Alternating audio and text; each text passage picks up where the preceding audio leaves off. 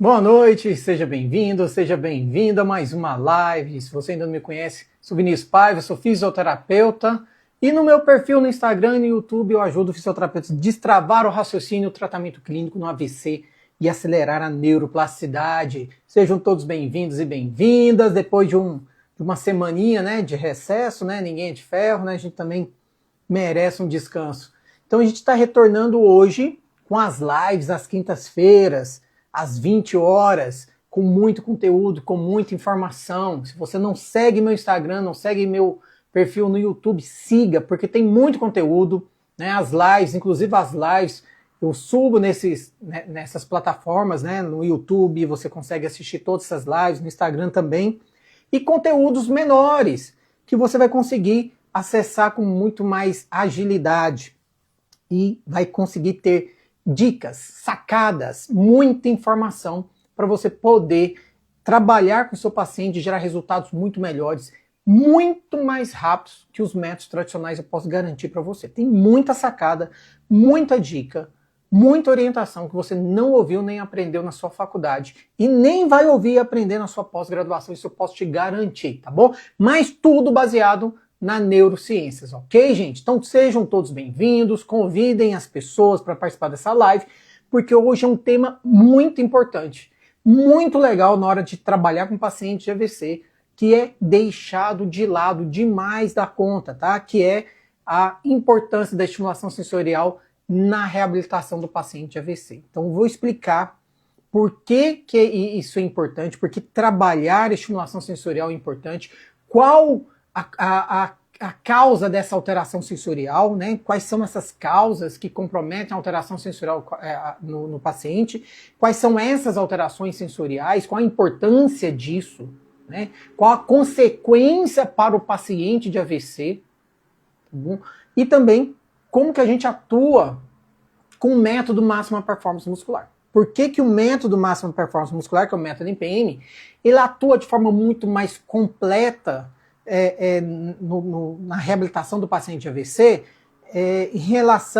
em comparação com os métodos tradicionais. É justamente porque ele faz integração de estímulos sensoriais dentro dos exercícios. Ou seja, ele associa fatores neurais a fatores musculoesqueléticos e isso acelera o processo de reabilitação.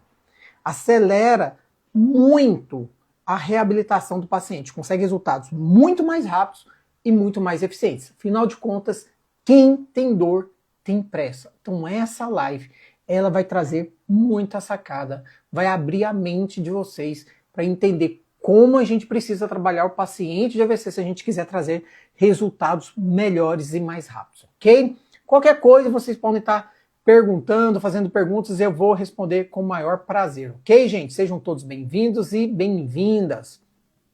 Então, vamos dar início para a gente não perder tempo, porque esse assunto pode parecer simples, mas não é, tem muita coisa para falar. É lógico que a gente não vai conseguir falar de forma profunda tudo que a gente precisa falar, mas eu vou abordar tudo aqui para vocês sobre esse tema que é de extrema relevância, ok? Então, gente, eu queria começar a falar o seguinte,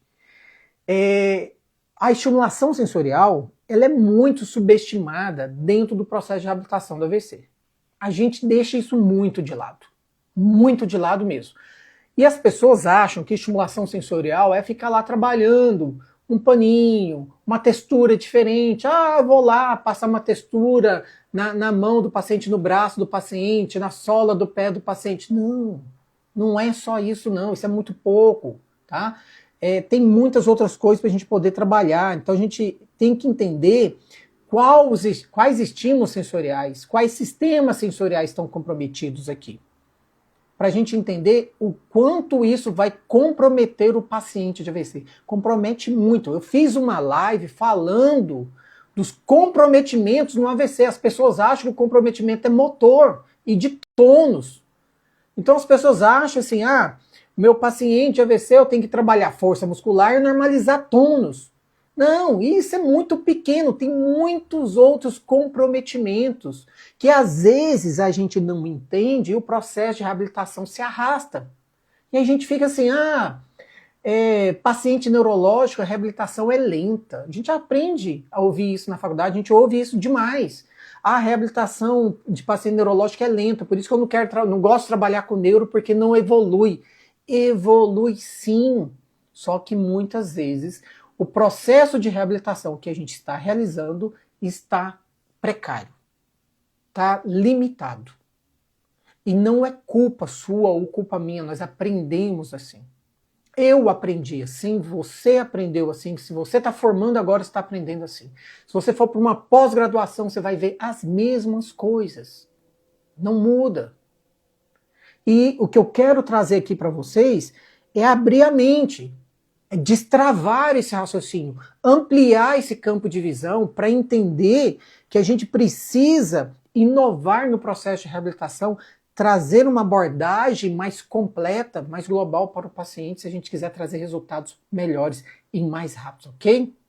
O pessoal está chegando aqui, Sérgio falando boa noite, Sérgio, seja bem-vindo, tá? A Tainara colocou aqui, minha filha com 12 anos deu um AVC isquêmico, olha só, 12 anos, que isso? O AVC a gente associa muito a pessoas idosas, mas tem acontecido cada vez mais com pessoas jovens, tá? Com criança, gente, 12 anos, pré-adolescente aí, ó, entrando na adolescência. Deu um AVC isquêmico, agora ela está fazendo fisioterapia, gostaria de aprender uns exercícios. Eu vou trazer aqui muito raciocínio, tá, Tainara? Que precisa estar dentro do tratamento, tá bom? Normalmente a gente aprende uma abordagem muito simplificada, a gente precisa inovar esses exercícios, precisa trazer exercícios aonde os objetivos são mais integrados, tá bom? Eu vou mostrar a importância, por exemplo, dos estímulos sensoriais, que não é só passar um paninho, é integrar vários sistemas sensoriais, eu vou falar deles aqui, tá bom? Então eu garanto que vai te ajudar muito. E se puder também fala lá para os fisioterapeutas, né? Seguirem o perfil, tem muito vídeo, tem muito conteúdo que vai ajudar eles a entenderem e fazer um trabalho melhor com a sua filha, tá bom? Priscila colocou aqui, bom dia, Dr. Vinícius. Ah, não, aí eu não dou conta, aí você me quebra. Ela tá lá no Japão, me coloca uma palavra para ler em japonês, né? Aí você me quebrou, eu não sei nem como é que fala. Mas, bom dia aí para você, boa noite aqui pra gente, né? Então vamos lá. Vamos começar, vamos dar início aqui. Olha só, gente, a estimulação sensorial ela é subestimada, como eu falei, né? Ela é subestimada demais. A gente não dá a devida importância porque a gente não entende. Essa é a realidade, a gente não entende a complexidade da lesão de AVC. Como eu falei, a gente simplifica demais, achando que o problema está só em trabalhar força muscular e tônus muscular, né? Normalizar tônus e trabalhar força. E é muito mais do que isso. Então a gente vai trabalhar, eu quero reabilitar a marcha do paciente, tá? Tem que trabalhar força e normalizar tônus. Não, tem muita coisa envolvida que está interferindo no processo de controle do movimento, de controle motor. E a resposta de força muscular e a resposta de tônus muscular depende disso. E esses sistemas sensoriais são responsáveis por trazer essa informação. Sem um sistema sensorial, sem a informação sensorial, a gente não tem movimento. Não é o paciente, é qualquer indivíduo, é o ser humano. O movimento voluntário e até o reflexo. O controle motor depende de informações sensoriais, principalmente somatosensoriais, táteis e proprioceptivas. Isso tem que ficar muito claro para a gente entender que a gente precisa modificar a abordagem de tratamento do paciente, ok? A Priscila colocou aqui, ó, quer dizer prazer em revê-lo. Ah, sim. Muito prazer, né? Deu um período aí de descanso, de férias, né? Viajei com a família, mas estamos de volta. Bora pra cima agora. Agora não para. E aí, o que acontece? A gente precisa entender qual a importância, né, desses estímulos sensoriais e o que causa a alteração dessas dessas informações sensoriais. Quais são as informações sensoriais? Vamos lembrar, quais são os sistemas sensoriais? A gente aprendeu na escola. Então a gente aprendeu que a gente tem o sistema visual, a gente tem o paladar, né, que é o sistema gustativo, a gente tem o sistema olfativo, a gente tem, na Covid aí ficou muito alterado, né, olfação e paladar, então a gente perdeu a capacidade, algumas pessoas, né, perderam a capacidade de sentir o cheiro, outros de sentir o sabor. Então a gente tem esses sistemas, tem o sistema tátil, né, então, sistema visual, sistema olfativo, sistema gustativo, sistema tátil e equilíbrio, né? Então a gente aprendeu esses sistemas, só que existe um sistema muito importante, que é o sistema proprioceptivo, que é a capacidade de perceber o nosso corpo, de perceber as partes do corpo, de perceber o movimento das articulações e dos músculos, da tensão muscular, do alongamento muscular, na movimentação das articulações, de perceber aonde, deixa eu chegar para cá que está balançando a câmera aqui, de perceber aonde meu pé está posicionado, onde o meu joelho está posicionado, onde o meu braço, minha perna está posicionada, de perceber o que eu tenho um lado esquerdo, o que eu tenho um lado direito, de saber me organizar, isso depende do sistema proprioceptivo. Além disso, a gente tem o sistema nociceptivo, que é o sistema da dor. Né? Então o sistema de dor ele é importante também para a defesa, né? Para a proteção da gente. A gente tem a sensibilidade térmica também. Então tudo isso faz parte, né, das informações sensoriais que nós temos e ela está afetada no paciente AVC. Ela está afetada no paciente AVC, alguns mais, outros menos. Então a gente precisa entender que essa capacidade de alteração, essa alteração, ela vai depender da região que foi afetada no paciente, do tamanho da região que foi comprometida. Então, se você tem uma lesão isquêmica, como foi falado aí, você pode ter uma lesão isquêmica pequena, porque você pegou um vaso pequeno. Pode ter sido uma lesão que logo o trombo, né, que está provocando isquemia, foi dissolvido. Ele se dissolveu, se desmanchou e a circulação voltou. Então depende da área, né, do vaso que foi acometido, da região que foi comprometida, da região encefálica, do tamanho da lesão, né, do tamanho da área que foi comprometida, isso vai depender, né, do vaso ali, se é de maior calibre, se é de menor calibre, se aquele vaso irriga uma região maior. Vai depender do tempo de socorro que esse paciente teve. Então, de repente, esse paciente está lá no interior, demorou a ter o socorro, e quanto mais o tempo passa, maior vai sendo essa lesão. Vai depender se é uma lesão isquêmica, se é uma lesão hemorrágica. A lesão hemorrágica ela é mais grave, porque tem um derramamento de sangue, isso já gera uma consequência maior, uma gravidade maior, né, da lesão naquele local. Então, tudo isso influencia nessa alteração sensorial. Então, a gente pode ter lesões sensoriais do córtex parietal. O nosso córtex parietal, vou mostrar aqui o cérebro para vocês, tá? Aqui a gente tem o tronco encefálico, a medula que está lá na coluna está vindo aqui, conectando com o tronco encefálico. Aqui de marrom a gente tem um cerebelo, tá? Aqui a gente tem um lobo temporal, lobo frontal, né, que é a região da cabeça aqui, frontal da cabeça, e aqui a gente tem o lobo parietal e aqui atrás o lobo occipital. Essa região do lobo parietal, ela é responsável pelo processamento das informações sensoriais. Então, vocês estão vendo aqui, ó, caiu aqui. Uma área vermelha, que é o córtex motor, e uma área azul, que é o córtex somatosensorial. Então, as informações sensoriais vão chegar nessa área azul que faz parte do córtex parietal. E nessa região do córtex parietal, a gente tem uma área de associação de informações sensoriais. Então, cada informação que chega lá do seu dedão do pé, do dedo mindinho, do polegar, do joelho, do quadril, do tronco, da face, vai chegando nessa região parietal e elas vão sendo processadas. E vai se somar essa percepção das partes do corpo, se está tenso, se está alongado, que são as informações proprioceptivas, com informações da visão, com informações da audição, e elas são processadas em conjunto. Então agora imagina, se eu tenho uma lesão que afeta essa área, eu estou comprometendo o processamento dessas informações. o processamento dessas informações de forma específica, né, daquela informação sensorial, daquela região específica, e o processamento em conjunto de tudo que está acontecendo com o meu corpo. Só que, qual que é o maior problema disso tudo? Além de comprometer todo o processamento dessas informações, essas informações vão lá para o córtex motor, na área de associação motora, aonde acontece planejamento do movimento. Eu preciso dessas informações para ter planejamento do movimento. Então todas essas informações são encaminhadas para cá. Tudo que está acontecendo com o seu corpo, tudo em relação ao ambiente que você está agora, em relação à tarefa que você está executando, está chegando, sendo processado e sendo encaminhado para a área do córtex motor, né, do córtex frontal, do lobo frontal, aonde na área de associação motora está gerando planejamento do movimento, depois vai gerar programação do movimento, e essa área vermelha é a execução do movimento.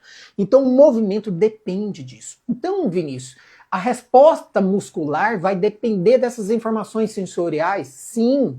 A resposta para o movimento correto vai depender dessas informações sensoriais? Sim. E além disso, gente, a gente tem no nosso corpo uma coisa que a gente chama de feedback sensorial, que é o sistema de retroalimentação. O que é o sistema de retroalimentação? Tudo que está chegando aqui de informação sensorial, principalmente somatosensorial, tátil, proprioceptiva no seu corpo, ela vai também para uma via direto lá para o cerebelo. Então ela vem lá da medula e ela não chega aqui nesse córtex somatosensorial, né, nessa região parietal. Ela passa vai direto para o cerebelo, que é uma via direta com o cerebelo. A gente chama de via espinotalâmica. Espino que vem da medula espinhal, espinotalâmica, espino cerebelar. Espino que vem da medula espinhal, né? Ele chegou no seu corpo e veio pela medula, então todas as partes do corpo, braço, tronco, membro inferior, e aí ela vai direto para o cerebelo. Então é uma via que vai gerando informações para que sejam processados tudo que está acontecendo com o seu corpo. E essa informação de feedback sensorial, ele vai gerando ajustes, correções. Então eu começo a fazer movimentos e o movimento não está adequado. Às vezes ele está tenso demais. Às vezes ele está com tônus baixo demais. Eu preciso normalizar isso. Eu preciso melhorar essas informações. Eu preciso recrutar mais fibra muscular. Eu preciso gerar mais força muscular. Eu preciso melhorar a minha amplitude de movimento das articulações, que pode ser aumentando a base, aumentando o movimento articular. Então, eu dependo para essas correções da informação sensorial, principalmente tátil proprioceptiva. Então, eu dependo das informações sensoriais para gerar movimento e dependo para corrigir movimentos, tá bom? E olha que interessante. Essas informações sensoriais, para elas chegarem aqui nessa região parietal, elas vão passar por uma região chamada tálamo. Esse tálamo é uma estrutura lá interna, onde ele faz um processamento das informações. Toda informação que chega, ele fala assim, opa, chegou informação aqui, para onde que eu tenho que encaminhar? Ele vai encaminhar. Opa, chegou informação demais, deixa eu controlar aqui a quantidade de informação que chega. Então ele vai ser um organizador. Toda informação que vai chegar nessa estrutura do tálamo, ele recebe essas informações como se fosse uma comporta, né, de hidrelétrica. Ele recebe, tá ali cheio de água, e opa, precisa abrir um pouco aqui, deixar passar um tanto de água, eu vou abrir essa comporta 100%, 50%, né, e ele vai direcionando também como se fosse aquelas telefonistas de filme antigo, né, de filme americano, que vem lá, a pessoa liga, olha, eu quero falar lá na casa do Beltrano. Ele vai lá, desconecta e pluga no outro lugar para poder conectar com essa outra pessoa. Ah, eu preciso falar no departamento X. Aí ela vai, né, despluga de um lugar e pluga no outro para conectar essas duas pessoas. Então, assim, o tálamo ele faz isso. Ele controla a quantidade de informação que vai ser passada para as outras estruturas do cérebro, né, para toda a região do córtex e para outras estruturas do encéfalo. E ele também controla para quem vai. Então ele está ali no centro do comando, controlando. Ele recebe e envia para o córtex motor e para outras áreas do cérebro, né, como tronco encefálico, como núcleos da base, cerebelo, e recebe de volta e vai mandando, intercalando entre as estruturas. Ele faz um meio de campo. Né? Ele vai fazendo no meio de campo. Receba a bola, toco para um lado, receba a bola de volta, toco para o outro. Então ele vai fazendo esse controle. Então, imagina que lesões nessa região do tálamo são extremamente complexas para a informação sensorial. Lesões nessa região interna do tálamo vão comprometer a informação sensorial. Então, por isso que quando uma pessoa pergunta para mim, Vinícius, eu tô com um paciente, assim, né? Fisioterapeuta às vezes pergunta, tô com um paciente, AVC, e ele tá assim, assim, assado. A primeira coisa que eu pergunto, aonde a lesão dele? Onde foi a lesão dele? Eu vou olhar, não sei onde foi, eu preciso saber. Precisa. Você precisa saber onde foi a lesão dele. Por quê? Porque se você sabe onde foi a lesão dele, você sabe se aquela estrutura, o que ela faz, qual a função daquela estrutura. Se eu comprometo aquela região, o que eu estou comprometendo? E as pessoas não param para pensar nisso. Então, Vinícius, nem todo tratamento ele vai ser igual? Não. As lesões, elas são diferentes, elas vão ter comprometimentos diferentes, mesmo que seja em pessoas com a mesma idade, do mesmo sexo, do mesmo tamanho, com o mesmo peso, elas reagem de forma diferente. Então a gente precisa entender o que está acontecendo com aquele paciente de forma específica. Se eu tiver lesões nessa região do tronco encefálico, né, que é a região que está conectando com a medula, aqui está chegando todas as informações que estão vindo do meio ambiente, né, para o seu corpo, que o seu corpo está recebendo da tarefa que está executando, do ambiente que ele está envolvido, ela está vindo através da medula e está ascendendo. Tem vias que vão levar essas informações e vão subir, a gente chama de vias ascendentes. Então, se eu tenho lesões nessa região do tronco encefálico, eu estou comprometendo as informações que estão chegando. As informações que estão chegando, elas são sensoriais. Se essas informações são sensoriais, eu estou comprometendo o processamento delas porque elas nem chegam na área adequada. Então, por exemplo, essas informações sensoriais vão chegar aqui, né, no tronco encefálico e vão passar ali para para o tálamo. E aí do tálamo ele vai ser transmitido aqui para a região do parietal. Se ela nem chega lá no tálamo, não vai ter processamento lá na região parietal. Então estou comprometendo todo o meu processo todo o meu processamento de informação sensorial, tá ok? Vi que tem algumas perguntas aqui, deixa eu voltar. E também, deixa eu só complementar aqui então. O cerebelo também faz esse processamento de informações sensoriais, né? A gente tem uma via direta, que é a via espinocerebelar. Então, lesões no cerebelo comprometem também essas informações sensoriais. E aí eu vou explicar, porque eu já falei que se a alteração da informação sensorial vai comprometer o movimento voluntário, porque depende das informações sensoriais, vai comprometer a correção de movimento. Olha só, correção de movimento. Então eu estou comprometendo coordenação do movimento. Meus movimentos ficam descoordenados, isso acontece muito em lesão cerebelar, tá? Deixa eu ver aqui que alguém falou aqui. O Marcos Vinícius falou assim: eu tive meu AVC depois da 3ª dose de vacina da Covid. Tá brincando? Caramba, tá vendo? Olha que isso. A vacina é engraçada, né? Porque muitas pessoas tiveram AVC por conta do Covid. E ele teve AVC por conta da vacina, né? O problema é que a vacina estava numa fase inicial, mas era uma situação de emergência, né? Que tinha que aplicar. Mas olha só, e como é que você tá, Marcos? Tá bem hoje? Como é que foi sua recuperação? Conta aí pra gente. A Priscila colocou aqui, maravilhoso tema, doutor Vinícius. Obrigado, né? Porque às vezes a gente não tem noção da importância disso, né? A gente fica muito focado só em fortalecimento, tônus muscular. Boa noite, doutor Vinícius. Cheguei agora, doutora Rosângela. Seja bem-vinda. Juípe, fiz coisa errada aqui. Peraí, deixa eu ver aqui. Vendo aqui. E alguém falou aqui. Ah, tá. A Priscila colocou aqui. Doutor Vinícius, por Deus, falei disso ontem com meu paciente. Ah, que legal, ó, tá vendo? Olha que coincidência. Tá vendo? Que bom. Então isso é bom que ainda vai ajudar a dar uma assentada nas informações, né? Olha só.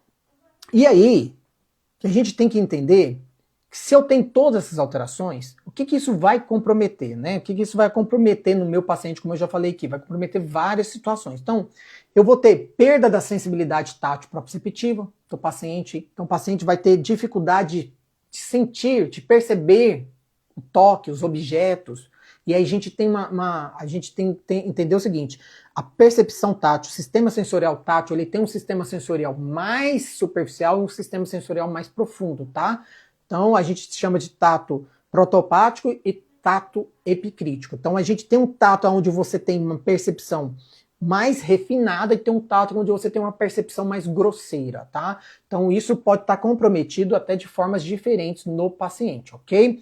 A gente vai ter o que eu falo muito, que é a alteração da consciência corporal, que é a negligência corporal. O paciente, ele teve a lesão, principalmente quando é do lado direito, ele negligencia o lado esquerdo, ele esquece esse lado esquerdo. Eu até fiz uma live sobre essas alterações do esquema corporal, falei disso, o quanto isso pode ser grave num paciente de AVC. Então depende do local da lesão, depende do tamanho da lesão, você pode ter lesões onde essa negligência é gravíssima, que o paciente, ele é como se o lado afetado não existisse de forma alguma. Isso acontece principalmente quando a lesão é do lado direito do encéfalo, né? Vocês estão vendo invertido aí. Do lado direito do encéfalo, lá na região do córtex parietal, você tem alterações muito graves quando acontece essa alteração no processamento dessas informações.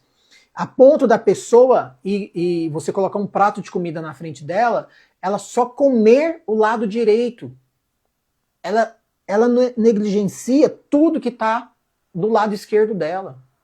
Então é muito louco isso, essas alterações são muito loucas. E depende dessa alteração do processamento das informações sensoriais, tá? Mas no comum, né, não são todos os casos, são casos mais raros essas alterações, mas a negligência ela acontece. Essa alteração da percepção do lado afetado, ela acontece. E se eu não trabalho essa percepção corporal, eu dificilmente vou conseguir evoluir com o meu paciente, eu vou evoluir de forma muito lenta. Daí a diferença na reabilitação de membro superior com membro inferior. Tá? Porque no membro inferior, o paciente já fica em pé, o paciente descarrega mais peso, dentro da terapia está colocando o paciente em pé. Então você tem muito mais estímulo do sistema sensorial tátil proprioceptivo que vai favorecer, já estou adiantando aqui, que vai favorecer essa percepção corporal do que a gente tem com o membro superior. E aí fica no membro superior fazendo trabalhos, né, muito passivos, autopassivos, ou o próprio terapeuta vai lá movimentando, mas não dá a mesma estimulação tátil proprioceptiva para o membro superior, que às vezes o membro inferior, mesmo que sem ser, como se diz, consciente da terapia, mas ele tem muito mais estímulo, por isso o processo de reabilitação acaba sendo melhor. Tá? Deixa eu só ver aqui, eu volto aqui nas perguntas. Deixa eu terminar aqui então para a gente entender. Se eu tenho comprometimento da minha percepção sensorial, de onde está minha perna, onde está meu pé, onde está meu joelho, eu estou comprometendo não é só essa percepção, mas toda a minha resposta motora. Ficar em pé ficou mais difícil. Ter o controle postural ficou mais difícil, porque eu não consigo me reorganizar. Eu não consigo manter meu alinhamento postural. Então eu tenho uma alteração do meu alinhamento. Eu não consigo mais manter meu corpo alinhado. Então eu gero toda uma mudança de postura. Eu tenho dificuldade de fazer a descarga de peso para o lado afetado. Eu tenho a dificuldade de ficar em pé e ficar alinhado. Então isso gera o quê? Desequilíbrios para o paciente. Eu tenho dificuldades em realizar a marcha. Como que eu vou realizar a marcha se eu não tenho equilíbrio? Como que eu vou realizar a marcha se eu não sei aonde está meu pé? Eu não sei se eu estou movimentando esse pé ou não. Eu não sei se eu estou movimentando o joelho ou não, se eu estou movimentando o quadril ou não. E eu estou falando do pé, mas a gente lembra que no AVC é a metade do corpo todo, não é só a perna, não é só o braço, é o tronco. Também está afetado, a face, às vezes, em menor grau, também está afetada, tá? Então a gente precisa entender que isso está afetado. Eu posso ter, com isso, uma alteração na minha reabilitação. Porque se eu não trabalho esses processos, eu não consigo ter um processamento adequado das informações. E se eu não tenho processamento adequado das informações sensoriais, eu não vou ter planejamento aqui na minha área de associação motora. Se eu recebo informações que não estão bem processadas, que são informações inadequadas, né, imprecisas, a minha resposta motora é imprecisa. Entenderam? Ou eu não vou ter resposta de movimento, de controle do movimento, se essas informações não chegam aqui, ou se elas chegam de forma inadequada, a resposta vai ser inadequada. E isso compromete também algo muito importante, chamado neuroplasticidade, plasticidade neural. Eu dependo das minhas informações sensoriais para gerar plasticidade neural, tá? Para melhorar a minha neuroplasticidade. E lembra que eu já fiz lives falando sobre neuroplasticidade. E eu já falei, nem toda neuroplasticidade é boa. Por que, Vinícius? Nem toda neuroplasticidade é boa. Porque se eu dou estímulos inadequados para o meu paciente, eu gero conexões neurais inadequadas, as minhas conexões neurais não vão ser eficientes. Elas vão ser fracas. Elas vão gerar respostas erradas. E você vai prejudicar o processo de reabilitação do paciente. Você vai prejudicar o processo de reabilitação do seu paciente. Então, quanto mais o paciente leva tempo para procurar uma fisioterapia, isso é importante também, quanto que eu devo começar imediato?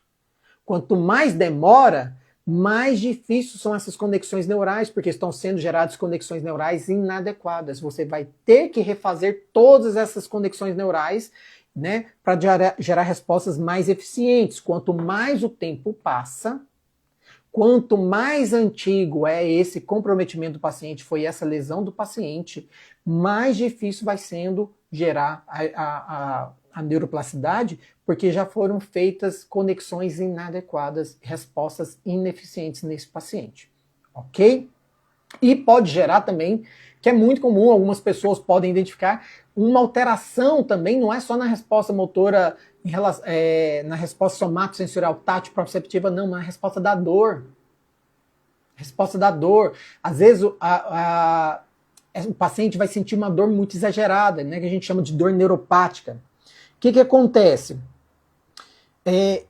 Os sistemas sensoriais, eles têm receptores espalhados pelo corpo, que vão captar o estímulo e vai gerar uma resposta, e vão ser processados no nosso encéfalo e gerar uma resposta. Pode ser a dor, pode ser a temperatura quente, pode ser a temperatura fria, pode ser o movimento, pode ser a tensão do músculo, o alongamento do músculo, pode ser o equilíbrio, no caso do sistema vestibular, pode ser o cheiro. Então ele vai traduzir esses estímulos que o nosso corpo está mandando e que está chegando nesses receptores sensoriais.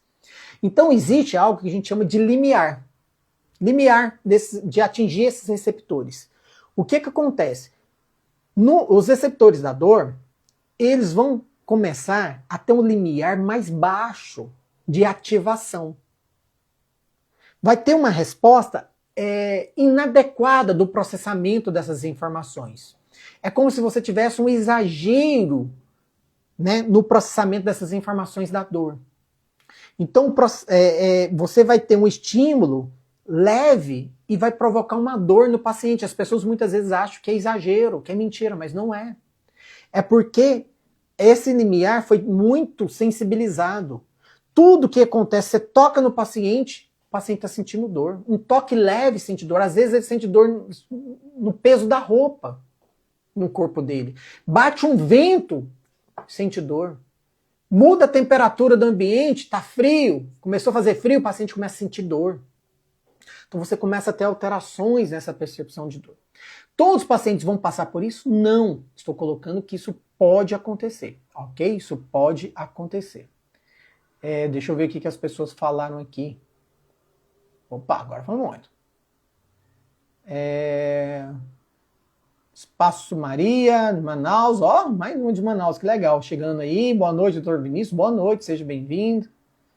A C. Santos colocou aqui, oi, doutor, boa noite, eu sofri um AVC isquêmico em agosto de 2024 e até agora nada de movimento no meu braço esquerdo. Olha, eu já te dei várias dicas aqui, você tem que falar com seus fisioterapeutas para poder gerar essa estimulação sensorial dentro dos exercícios, tá? Senão você não vai ter uma recuperação eficiente no membro superior. Tem que gerar bastante estimulação, principalmente tátil-proprioceptiva, nos exercícios de membro superior, tá bom? Lembro, já fiz várias lives aqui que você ainda explicando para você, e tem que trazer esse pessoal para poder ir assistindo. Tem muitos vídeos lá, né, para você poder assistir, para eles poderem assistir também e aplicar nos seus exercícios. Ian Porto colocou aqui, doutor, tipo 4 AVC, caraca, 4 AVCs.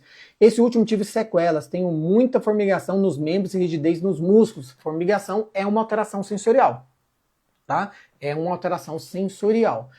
Não é a única, né? Provavelmente se você teve sequela, tem aí o comprometimento, né, da rigidez, está com tônus mais alto na musculatura, provavelmente você tenha também uma alteração de organização do controle postural, do esquema corporal, né, de se organizar, de se perceber. A consciência corporal provavelmente está alterada e tem que ser trabalhado, tá bom? À medida que vai trabalhando e vai melhorando a neuroplasticidade, vai gerando neuroplasticidade, conexões neurais melhores, né, isso vai se resolvendo, tá bom? Marcos Vinícius colocou aqui, ó, estou bem, ele falou, né, que tinha sofrido um AVC, já consigo andar sozinho, minha mão ficou com sequelas do lado afetado. Mas à medida que você for trabalhando, né, ele falou assim, eu consigo andar sozinho. Normalmente a reabilitação do membro inferior acaba sendo mais rápida que o membro superior por conta dos estímulos gerados no membro inferior, comparados com os estímulos gerados no membro superior. Então a gente gera muito mais estímulos e a gente, quando eu falo a gente, não estou falando de fisioterapeutas não, o ser humano. Você vai gerar muito mais estímulos para membro superior, para membro inferior, porque você fica em pé, você anda, você movimenta esse membro inferior, então você acaba estimulando mais. E o membro inferior fica negligenciado. E em casa, no início principalmente, o que as pessoas fazem? Entrega tudo na mão do paciente, dá comida na boca dele, põe só estimula o lado bom, não estimula o lado que foi afetado. Então a pessoa está sempre fazendo as coisas com um membro que não teve comprometimento. Ou alguém fazendo para ele. E aí eu não tenho estímulo suficiente, eu vou atrasando o meu processo de reabilitação, vou comprometendo a neuroplasticidade dessa região da mão, tá bom? Então isso é importante ficar consciente disso. A Priscila falou, disse que não adianta a gente fazer 1000 exercícios para a mão, etc. Se a gente não vai na raiz do problema. Aprendi com você, muito obrigada. É isso, não é quantidade, é qualidade. Não adianta ficar repetindo um monte de exercícios que não gera estímulo nenhum. Quer um exemplo? Colocar o paciente para segurar a mão dele e ficar para cima e para baixo, para cima e para baixo, para um lado e para o outro. Ou o próprio terapeuta vai lá e fica 1, 2, 3. Pode fazer 1000. Não vai melhorar a consciência corporal, não vai trazer a resposta adequada. Porque não tem estímulo suficiente, não tem os estímulos sensoriais adequados. Então, para eu entender, a minha neuroplasticidade depende do estímulo que eu gero para o meu paciente. Depende desse estímulo ser melhor e mais intenso, tá? Para ter uma resposta melhor e mais eficiente. A Espaço Maria colocou aqui, conteúdo riquíssimo em informações. É muita informação, né? Às vezes, nossa, eu paro, gente, falei demais. É muita informação, é muito detalhezinho. E às vezes a gente trata as coisas de uma forma muito simplista, né, Maria? Mas é muita informação mesmo. Wander colocou aqui, perguntou para Priscila o que é a raiz. A raiz do problema é exatamente isso que a gente está falando aqui. Que às vezes está fazendo 1000 exercícios, mas está fazendo um exercício que não está gerando o estímulo adequado para a resposta que o paciente precisa. Porque eu falei que muitas vezes aqui, Wander, a gente aprendeu a focar o paciente AVC e achar que tudo é resposta de força muscular e de tônus muscular. E tem muitos outros fatores que são muito mais importantes para o processo de reabilitação que são negligenciados, que a gente não aprendeu a enxergar. É como se a gente olhasse para um iceberg, eu falo isso muito, eu enxergasse, e quando eu olho para ele, eu vejo só a ponta dele de fora da água. né? Se olhar um iceberg, você está vendo a ponta dele. Aí você acha que o iceberg está flutuando, só tem aquele pedacinho de fora. Não, você vai olhar por baixo da água, tem um monstro de gelo muito maior do que o que está de fora, está embaixo da água. E a gente não enxerga. Essa é a raiz, é enxergar, é destravar o olhar, entender todos os fatores que comprometem o processo de controle do movimento. E sem fatores neurais, sem os estímulos sensoriais, a gente não vai conseguir respostas adequadas para o paciente, porque está comprometido. Faz parte do normal, faz parte em qualquer indivíduo, faz parte isso em mim, em você, em qualquer indivíduo no normal. Se isso está alterado no paciente, eu não trabalho, não adianta eu ficar trabalhando outras coisas, que não vai trazer uma resposta rápida e essa resposta não vai ser eficiente. É isso, tá? Então, não é a quantidade de exercício, mas sim o exercício correto, adequado, com a estimulação adequada, ok? A Priscila colocou aqui, fantástico, me delicio com suas aulas, obrigado. Doutora Rosângela colocou aqui, melhor aula de neurofisiologia, doutor Vinícius. Obrigado. É muita informação, né? A gente vai, às vezes, num ponto que parece besta, mas tem muita coisa para falar, muito legal. O Ian colocou aqui, obrigado, doutor Vinícius. De nada, disponha. Ela colocou, Vander, o cérebro, mandar estímulos claros para o cérebro entender e processar a resposta. Ela respondeu você aqui, Vander, também. Explica, doutor Vinícius, de forma facinha, por favor. Eu tentei, já dei uma explicação aqui. Eu espero que o Vander tenha entendido aí. Você conta pra gente se você entendeu a explicação, Vander. Você nunca fala demais. Falo pra caralho. Informações necessárias para ter resultados com pacientes. É porque às vezes, Priscila e doutor Rosângela, é porque eu sei que às vezes é muita informação, né? Às vezes, minha esposa fala, você às vezes fala muita coisa e eu acho que as pessoas ficam com dificuldade de pegar, porque é muita informação. É muita informação. Mas às vezes fala assim, as suas lives demoram. É porque eu tento explicar de uma forma que fique lógico para as pessoas, né? Tentar fazer algo, porque o tema é complexo, mas que fique mais fácil da gente entender. Então, eu tento também trazer informações de uma forma que fique mais claro para que vocês entendam, porque não é um assunto fácil mesmo não, tá bom? Wander colocou aqui, obrigado. Disponha, Wander. Então, gente, olha que legal, né? Olha quanto comprometimento pode gerar, né, a questão do estímulo sensorial, a alteração dessas informações sensoriais. E aí, o que a gente precisa com a estimulação sensorial, né? A gente precisa dos estímulos sensoriais dentro do processo de reabilitação, porque se eu dependo da informação sensorial para gerar movimento voluntário, até para gerar reflexos, tá? Respostas reflexas são respostas de proteção. Eu dependo dessas informações sensoriais para gerar correção de movimento, para gerar padrões motores de movimento corretos. Se eu dependo dessas informações para gerar neuroplasticidade, e eu não trabalho isso com o meu paciente, meu processo de reabilitação está comprometido. Está comprometido. É isso que as pessoas têm que entender. Não adianta eu focar somente em exercícios que trabalham o sistema músculo-esquelético. O que seria isso? Que trabalha só movimentação de articulação, e às vezes de forma passiva, que trabalha força muscular ou normalização desse tônus. Eu preciso integrar fatores neurais dentro dos exercícios, tá? Eu preciso dessa integração entre fatores neurais e fatores músculo-esqueléticos dentro do mesmo exercício. Não é fazer de forma separada, dentro do mesmo exercício. Por quê? Porque o processamento das informações, ela não é picado, ele não é fracionado, ele é em conjunto. Tudo é em conjunto. Não adianta eu querer fracionar o meu processo, meu plano de reabilitação, né? Meu processo de reabilitação.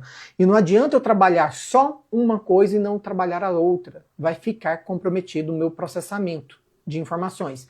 Se eu comprometo esse processamento de informações, se o meu processo de reabilitação, se os meus exercícios não dão a estimulação adequada para o melhor processamento dessas informações, eu vou comprometer a minha neuroplasticidade, a neuroplasticidade do meu paciente. Então eu comprometo a formação de conexões neurais.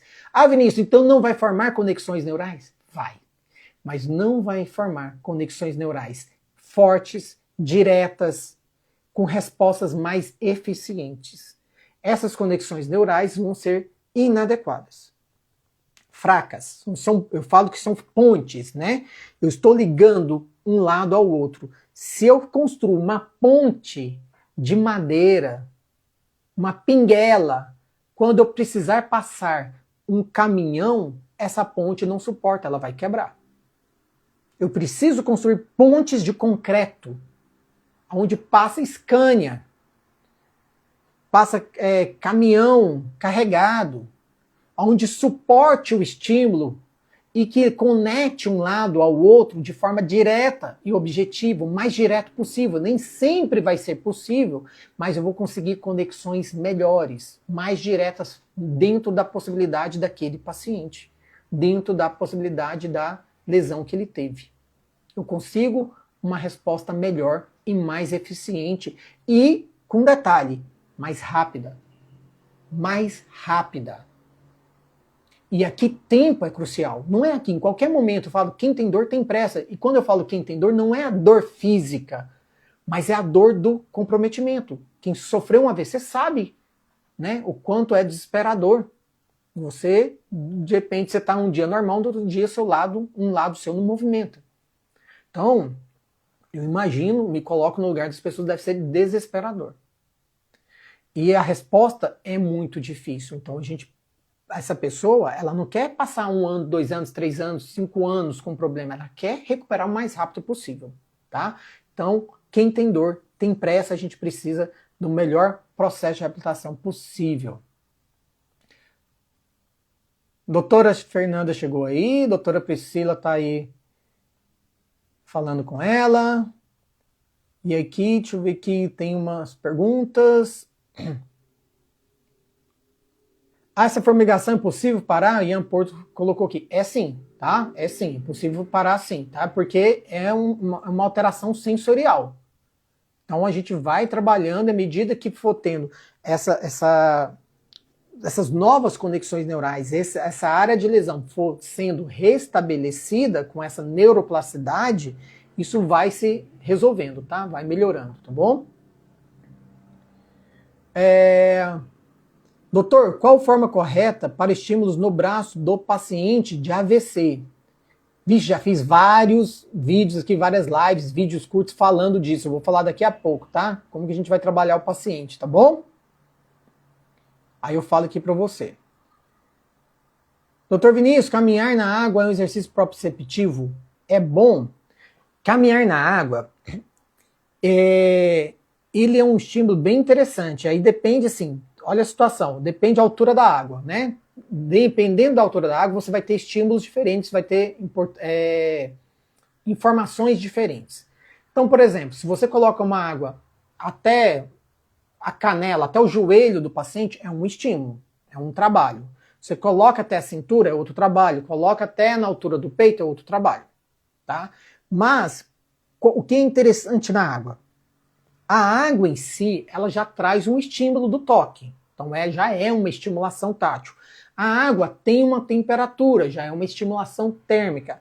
A água gera facilitação do movimento, porque a gente tem, ao contrário da gravidade que está me jogando para baixo, a água tem uma força chamada empuxo, que está me empurrando de baixo para cima.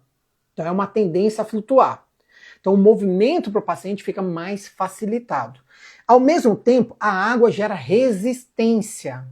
Então, à medida que eu movimento, a água gera uma resistência. Então, você trabalha essa percepção sensorial, né, por conta da resistência da água sendo gerada, e à medida que você vai trabalhando o paciente, você também vai trabalhando força muscular.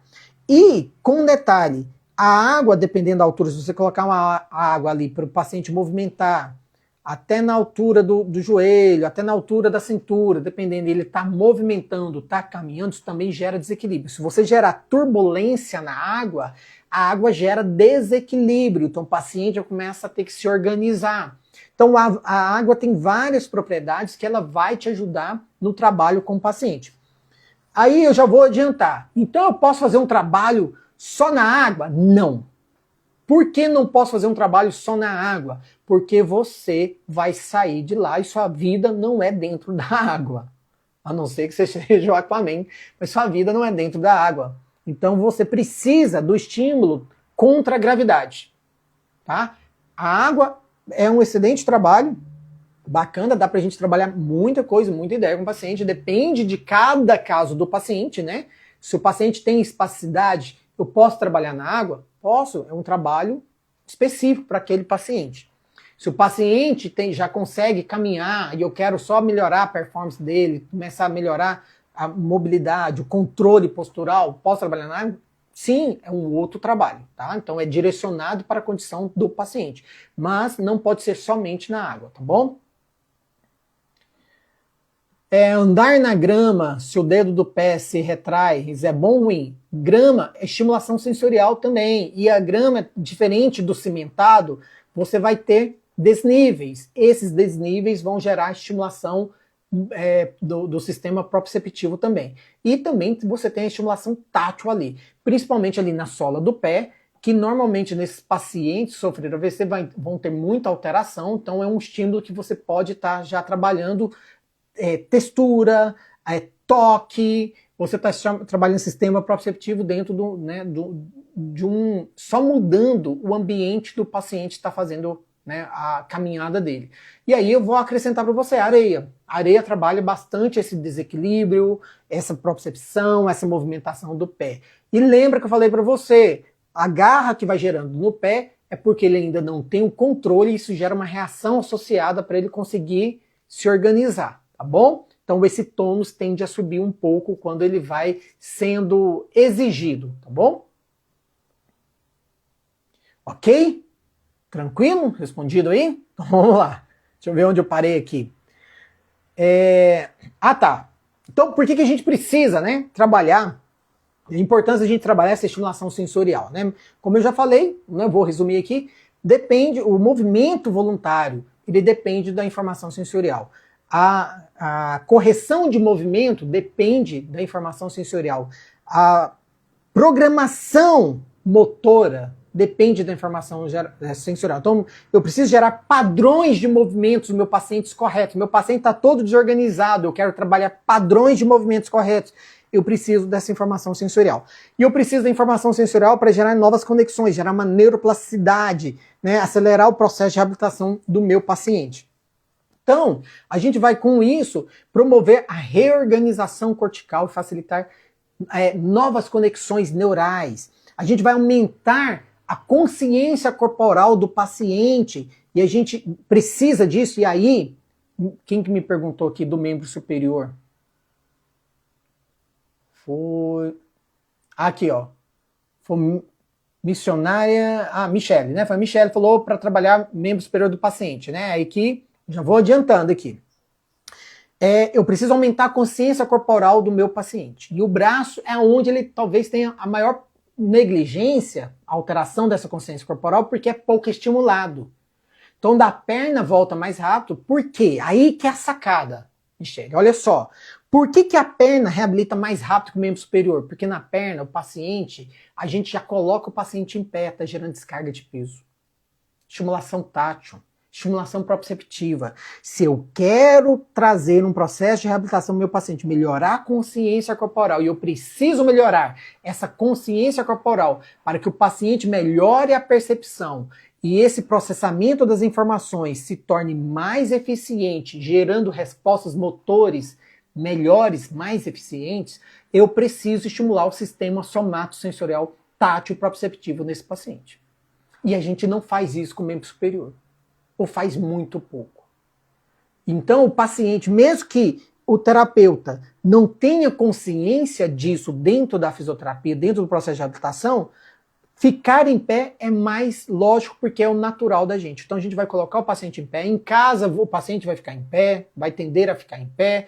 Então ele vai descarregando o peso nesse membro inferior e essa percepção corporal vai se tornando mais eficiente, né? Vai melhorando nesse paciente em membro inferior, mas não melhora no membro superior. Por isso que ficar com exercícios passivos somente em membro superior não vai resolver. Eu fiz uma live falando sobre isso, né? Falando sobre o membro superior. Tem uma live minha falando sobre isso. Não tem muito tempo que eu fiz essa live não, tá?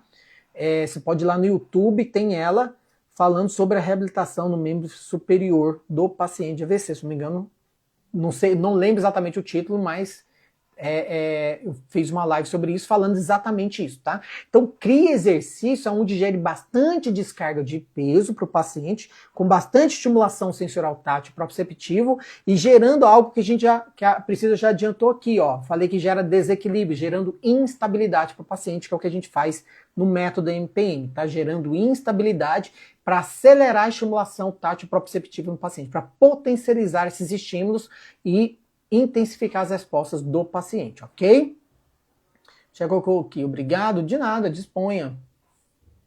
A Priscila colocou aqui, kkkk, sua vida não é dentro da água, são as táticas complementares, arroz e feijão é o método MPM. Existem vários trabalhos que a gente pode fazer, né? A gente discutiu isso um dia, né? A acupuntura, você pode associar, são vários trabalhos que a gente vai associando, mas não pode deixar de ter o trabalho da fisioterapia mesmo convencional. E aí entra com as técnicas, com os métodos, né? Para você gerar estímulos. Mas não existe assim eu vou trabalhar só uma coisa, isso aqui. Não, a gente vai integrando, né? Associando. Quanto mais estímulos, melhores. Então a gente pode entrar com várias outras técnicas. Não pode ser deixar de fazer o trabalho com a fisioterapia convencional, que é a fisioterapia no ambiente normal, né, utilizando a gravidade, porque a hidroterapia também é fisioterapia, né, o trabalho na água também é fisioterapia. Mas eu falo a fisioterapia fora da água, porque isso é importante para a gente poder gerar toda a adaptação do paciente para o dia a dia dele, né, o dia a dia dele em casa, o dia a dia dele no lazer, o dia a dia dele no trabalho. Então sempre focando o processo de reabilitação para o dia a dia do paciente, aquilo que ele precisa retornar dentro das funções motoras deles. Ah, meu paciente, eu preciso fazer com que ele fique em pé. Não é só ficar em pé por ficar em pé. É trazer funcionalidade para o paciente. Reabilitar. Habilitar novamente para as funções do dia a dia dele. Sejam em casa, funções domésticas, funções de higiene pessoal, funções do trabalho, funções de lazer. Depende do que o paciente deseja e esteja buscando primeiramente, ok? O que você acha da plataforma vibratória? É a mesma coisa. É um estímulo. Você está gerando vibração, você está gerando um estímulo tátil. O estímulo tátil, ele é vibratório, ele é toque leve, ele é toque profundo, ele é superfície lisa, superfície rugosa, é estimulação dos pelos, tá? Então, tudo isso é estimulação tátil. A vibração é uma estimulação tátil. Você está estimulando. É um estímulo tátil, tá bom? Então o estímulo tátil tem receptores diferentes para cada coisa. E aí a gente precisa entender que só colocar meu paciente na plataforma vibratória, beleza, estou gerando um estímulo tátil, mas e aí? Só isso? Eu vou colocar ele lá em cima e vai ficar lá parado gerando vibração? O que eu quero com o estímulo tátil? Como que eu vou trabalhar meu paciente? Eu preciso integrar fatores neurais mais a fatores musculoesqueléticos. Então eu posso fazer um exercício onde eu integre fatores neurais e aí você entra com a plataforma vibratória para trabalhar fazer algum trabalho com o paciente. Só colocar ele lá parado é um estímulo? É. Mas se você integrar os objetivos e criar um exercício e trabalhar o exercício de forma mais integrada, o seu estímulo é muito mais intenso. Sua resposta vai ser muito melhor. A neuroplasticidade vai ser muito melhor, tá? Porque aí não fica o processamento de uma informação isolada. Não fica o estímulo de um único receptor sensorial. Você começa a trabalhar várias informações ao mesmo tempo com o paciente, ok? O Ian Porto colocou aqui, doutor, mesmo depois de um ano é possível reabilitação? É possível sim, tá? Cada caso é um caso, mas sim é possível. Já tive caso de Desculpa que estava procurando um negócio que caiu aqui. Tive caso de uma aluna minha da formação do método NPM, que ela relatou, até tem uma live com ela, que ela fala isso, tem uns cortes que ela fala isso, nessa live, tá no Instagram, em que ela fala de uma paciente que ela estava atendendo, e ela é fisioterapeuta neurológica, fez especialização em neurologia, e estava com essa paciente já há quase 1 ano, e essa paciente tinha quase 9 anos de lesão, e a paciente não tinha resposta nenhuma. E ela falou assim, que antes da gente finalizar, né, o curso, ela falou assim, olha, só do tempo que eu fui aprendendo as coisas aqui no curso, na formação, e fui aplicando nela, ela teve uma resposta em 2 meses que eu não tive em 1 ano. Eu não tive em 1 ano a resposta que eu tive em 2 meses. E ela teve uma resposta em 2 meses que ela não teve em 9 de lesão. Então, é impressionante? 9 anos de lesão é muita coisa. Para uma pessoa, muita coisa, para uma pessoa que ainda não tem movimento praticamente nenhum. Que não consegue fazer nada, não conseguia ficar em pé. Então, se essa pessoa tem alteração, mas já consegue fazer alguma coisa, ainda se torna, né, melhor de trabalhar. Se a pessoa já tem quase nada de resposta, se torna mais difícil. Principalmente quanto mais o tempo passa e essa pessoa não desenvolveu nada, não reabilitou praticamente nada. E mesmo assim essa pessoa teve resposta. Então é possível? Mas, né, vai depender de cada caso e de como é trabalhado isso dentro da fisioterapia, tá? Dos estímulos gerados. Ainda tem como adquirir aqueles exercícios? Aqueles exercícios, você fala o quê? É do e-book? Que tinha para comprar? Porque eles não estão liberados mais, né? Eles não estão liberados no momento, tá? A gente está estudando ainda se vai liberar novamente, o que a gente vai fazer e também a formação, né? A gente está olhando para poder abrir uma nova turma da formação do método NPM também. O Priscilo colocou aqui, Ian ponto, né? Ponto 7, claro, Ian. Aqui no Dr. Vinícius e no Instagram da doutora Fernanda você vai ver isso. Tem muita resposta de pacientes com mais tempo, tá? Aí que eu falo, depende do trabalho que vai sendo feito, ok? E aí, que mais, né, que eu falei? Eu falei de aumentar a consciência corporal, de estabelecer essa conexão desses circuitos, né, de feedback sensorial. Então, a retroalimentação, melhorar o sistema de retroalimentação que vai gerar correções do movimento. Então, isso vai ser um dos objetivos de trabalhar, é importante trabalhar a estimulação sensorial. A marcha depende das informações sensoriais. Sem essas informações sensoriais, se eu não trabalho, se isso está comprometido, a minha marcha está comprometida.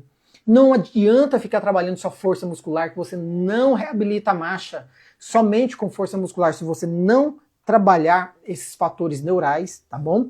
Isso fica muito difícil de reabilitar a marcha do paciente. A gente precisa integrar fatores neurais, melhorar essa percepção, principalmente tátil proprioceptiva, para que o paciente consiga se organizar, consiga manter o controle postural, consiga ter uma resposta de equilíbrio melhor. E aí essa resposta de equilíbrio, eu não estou falando de sistema vestibular, estou falando de sistema proprioceptivo. Se organizar, saber dar respostas rápidas e manter o alinhamento.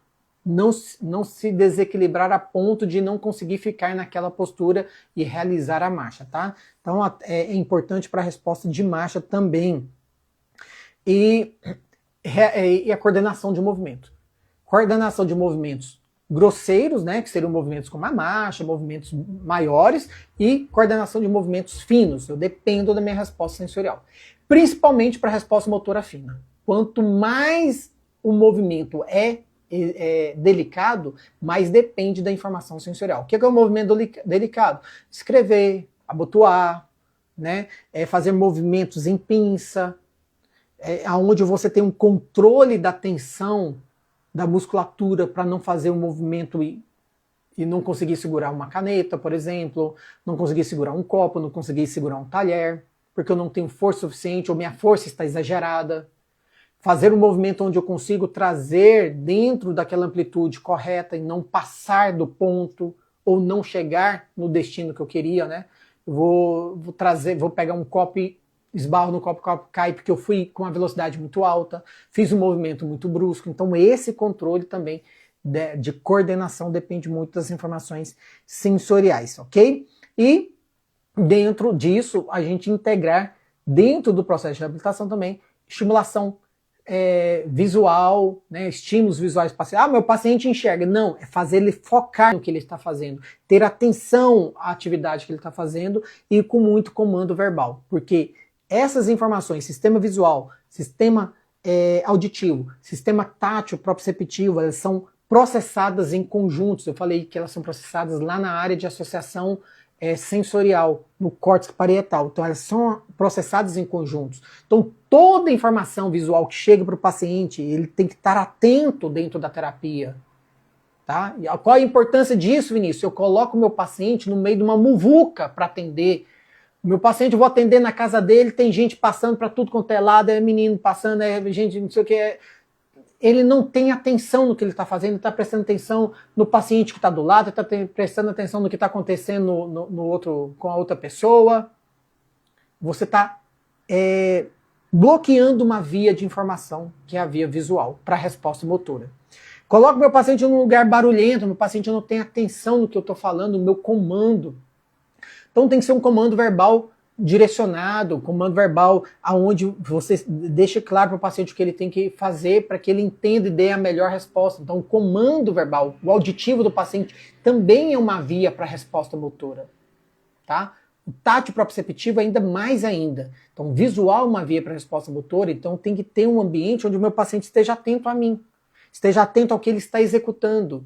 Eu tenho que ter um ambiente onde o meu paciente tenha atenção ao que eu estou falando com ele, ao comando verbal com ele. Né? Porque o que eu falo, a forma como eu falo, gera uma resposta até de alteração do tônus do paciente. Então tudo isso é importante, o ambiente que você cria para o seu paciente. Ok? Que mais?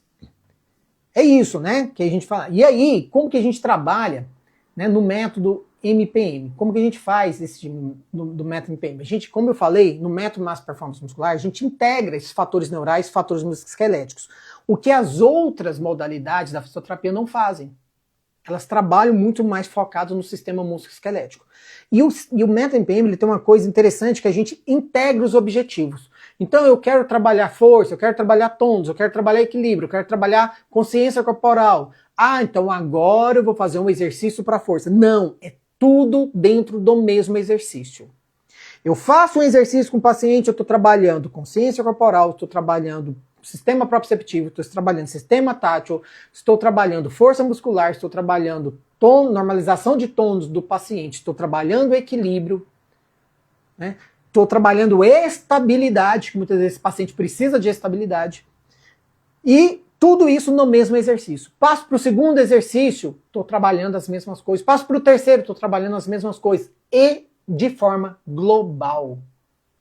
Então, um exercício trabalha vários grupos musculares ao mesmo tempo. Eu não trabalho um músculo por vez. Ou seja, eu trabalho um exercício, eu trabalho o corpo inteiro do paciente. Trabalho o segundo exercício, eu trabalho o corpo inteiro do paciente. Chega no final da sessão, você gerou tanto estímulo para o seu paciente, você potencializou o corpo inteiro do seu paciente com pouquíssimos exercícios, com pouquíssimas repetições. Não é quantidade, é qualidade. E mesmo assim, você vai ter uma resposta muito mais rápida e muito mais eficiente, porque você soube integrar os estímulos, soube trazer todos os estímulos que ele necessita para o processamento das informações e gerar melhor resposta de movimento, melhor resposta de neuroplasticidade, você integrou dentro dos mesmos exercícios. Quando você fez o primeiro, fez o segundo, fez o terceiro, você foi somatizando isso. Você vai somatizando. Dentro do processo tradicional, a gente trabalha uma coisa. Aí eu trabalho força de um músculo. Faço 3 séries de 10 repetições. De 15 repetições de um músculo. Aí eu vou trabalhar o segundo músculo, vou trabalhar o braço direito, depois vou trabalhar o bíceps, depois vou trabalhar o tríceps. Aí, quando você pensar em terminar, já acabou a terapia, você não fez nada com o paciente que deveria fazer. Ah, não vai dar tempo, vamos colocar o paciente em pé. Coloca o paciente em pé, mas sem objetivo do porquê eu estou colocando o paciente em pé. Eu não preparei meu paciente, eu não construí o processo de reabilitação dele, eu não moldei meu paciente para que ele chegue em pé, aonde ele tenha a melhor consciência corporal possível, onde ele tenha a maior estabilidade possível, onde ele tenha a melhor normalização de tônus possível dentro daquela sessão, aonde ele tenha a melhor resposta de força possível, aonde ele consiga gerar as respostas adequadas quando eu der o estímulo para ele, um comando verbal, um comando, um estímulo tátil para ele, ele gere a resposta, porque ele sabe exatamente qual é a resposta que ele precisa gerar. Não de forma consciente, isso tudo é inconsciente. São padrões motores que a gente vai trabalhando dentro dos exercícios, que quando o paciente chega em pé e fica mais difícil para ele, porque o desequilíbrio é muito, né, ele é muito grande, principalmente por conta da gravidade, mas ele consegue se organizar melhor, e mesmo que ele desorganize, eu consigo dar um estímulo, ele sabe qual a resposta que ele tem que gerar, mesmo que de forma inconsciente. Então, isso, se eu não vou trabalhando isso dentro dos exercícios, eu vou construindo isso ao longo da terapia, vou moldando o meu paciente, eu chego no final da terapia, né, com o paciente em pé, o paciente está todo desorganizado, cheio de compensações. Mas eu faço isso na primeira terapia, faço isso na segunda, na terceira. De tanto o paciente ficar em pé, ele vai melhorando? Vai. Ele vai melhorando a marcha dele, mas o braço fica para trás, a marcha não fica adequada. Meu paciente, ele vai gerando descarga de peso porque você vai colocando ele em pé, mas ele não tem a melhor neuroplasticidade possível. E outra, olha o tempo que você vai levando para que se gere uma resposta pequena no paciente. Pequena e não tão eficiente quanto poderia ser. Então o que a gente tem que entender? Ah, mas o meu paciente evolui bem. Se o seu paciente trabalhando desse jeito evolui bem, você trabalhasse de forma integrada, integrando os objetivos, gerando fatores neurais musculoesqueléticos dentro dos exercícios, a resposta seria muito, mas muito mais rápida e muito mais eficiente. Então, dentro da reabilitação, eu não posso jamais deixar de ter estimulação sensorial com o meu paciente. Jamais eu posso deixar de ter. E a gente não entende isso, a gente não aprendeu dessa forma, a gente não sabe por que eu deveria estar fazendo isso. É isso que eu estou tentando trazer para vocês aqui hoje. Tá? Então, no método PM, a gente consegue fazer essa estimulação sensorial integrada do movimento. A gente consegue gerar uma ativação muscular com feedback sensorial o tempo inteiro e de forma global do paciente. A gente consegue trabalhar essa percepção corporal do paciente dentro do exercício o tempo todo. Mudei o segundo exercício, estou trabalhando o tempo todo. Tá? A gente trabalha fatores neurais e músculos esqueléticos ao mesmo tempo, então a gente consegue gerar uma integração sensório-motor o tempo inteiro. E isso vai fazer com que você tenha uma resposta de neuroplasticidade muito mais intensa com o seu paciente. Muito mais intensa. Então são várias técnicas, são princípios, né? O método MPM ele tem 8 princípios que a gente segue. E a instabilidade postural, doutora Priscila, a instabilidade postural, tá lá os exercícios com disco, com a bola, ela é importante, porque através da instabilidade postural, dessa técnica, né, e do estímulo dos discos proprioceptivos com a bola, que a gente já intensifica ainda mais a resposta sensorial do paciente. E a resposta de organização de controle postural do paciente. Então, Vinícius, eu preciso trabalhar esses discos proprioceptivos com o paciente? Eu preciso trabalhar essa instabilidade com o paciente? Precisa, deve, senão a terapia vai estacionar e não vai evoluir. E a gente não vai sair do lugar com ele. Fez sentido? Doutora Priscila, o puxão de orelha? Você me pergunta sempre do disco, tá? Então, é isso, tá? Sem esses estímulos sensoriais, a gente não consegue trabalhar com o paciente. Tá? A gente precisa incluir isso dentro dos exercícios o tempo inteiro, desde a primeira sessão. Desde o primeiro exercício, segundo, terceiro, quarto exercício. Ok, gente? No mais, já passei do tempo, tá quase... O Instagram daqui a pouco me derruba.